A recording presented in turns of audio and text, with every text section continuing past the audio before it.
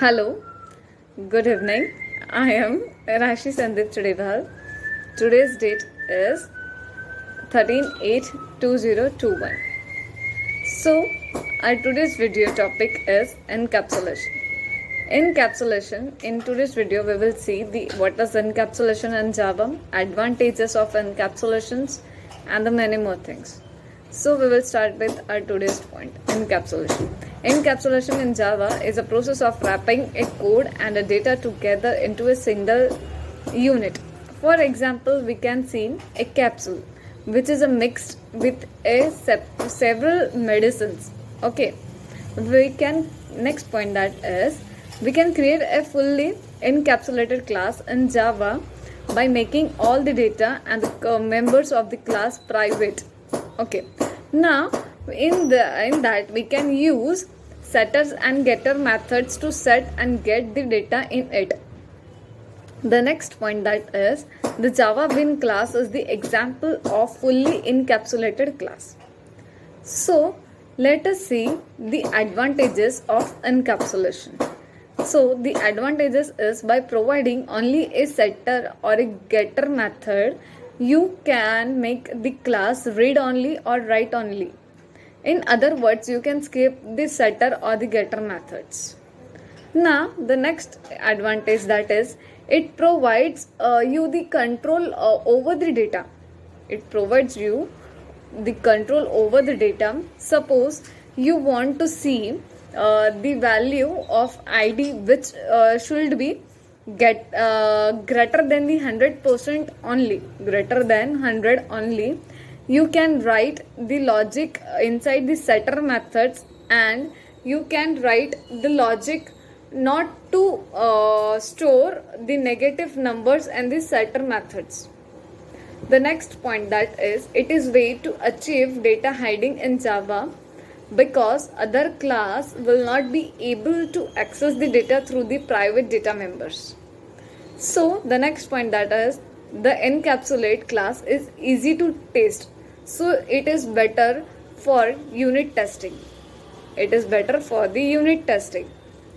The next point that is the standard IDEs are providing the facility to the generate the setters, the getters and the setters.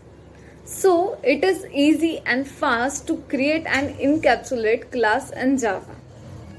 Now we will see some simple example for an encapsulations in Java. Let us see the example of encapsulation that has only one field with its setter and getter methods. So we will take an example, or we can say a Java class which is fully encapsulated class. It has a private data members and the setters and the getters methods also. So we will take the one class that is a student.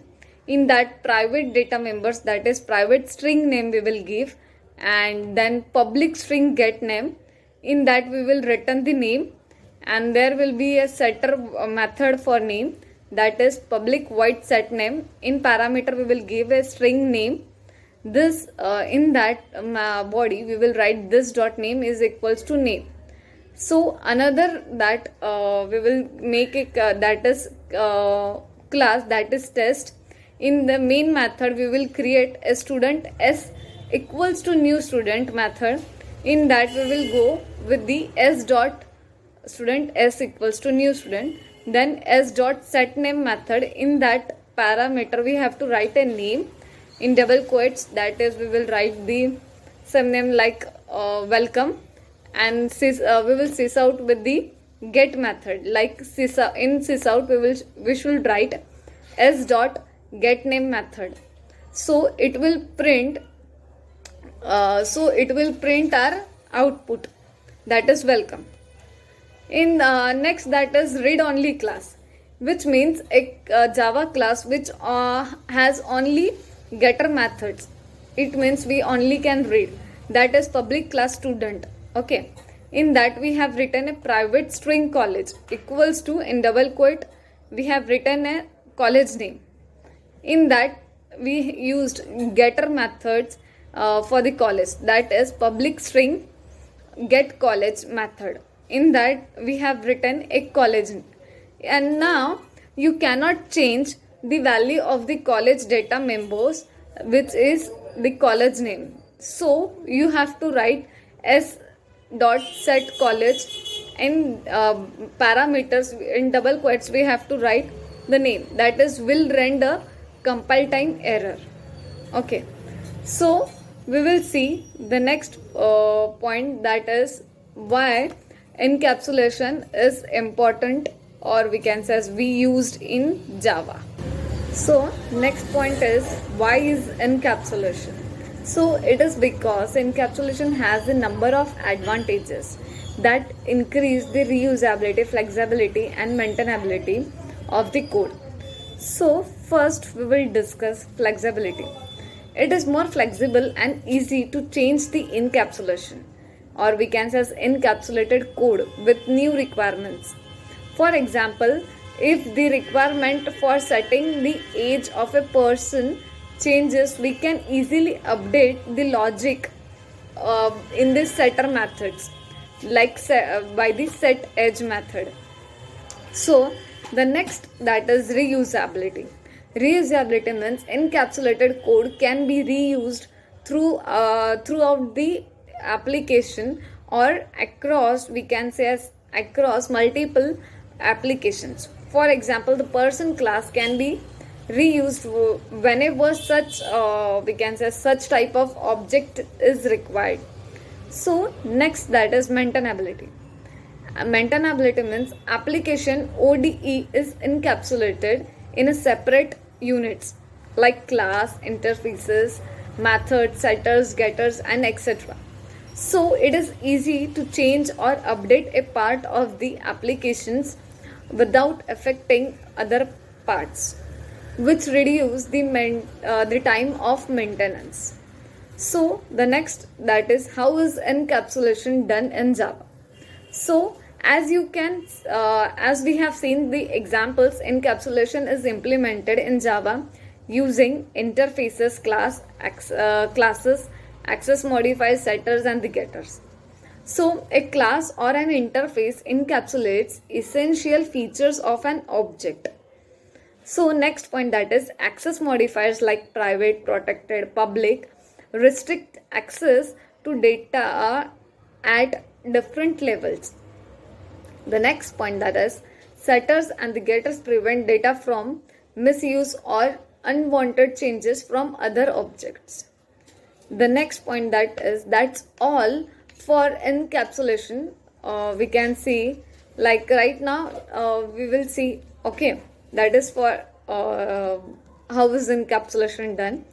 So now we will see some points, difference between encapsulation and inheritance. Okay, so the difference between inheritance and encapsulation is, inheritance is an object oriented concept which creates a parent child relationship.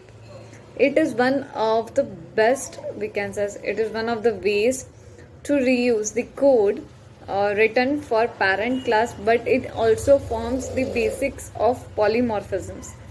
So now we will see the difference in encapsulation. Encapsulation is an object oriented concept which is used to hide the internal details of a class. For example, hash map encapsulate how it stores elements and calculate hash values.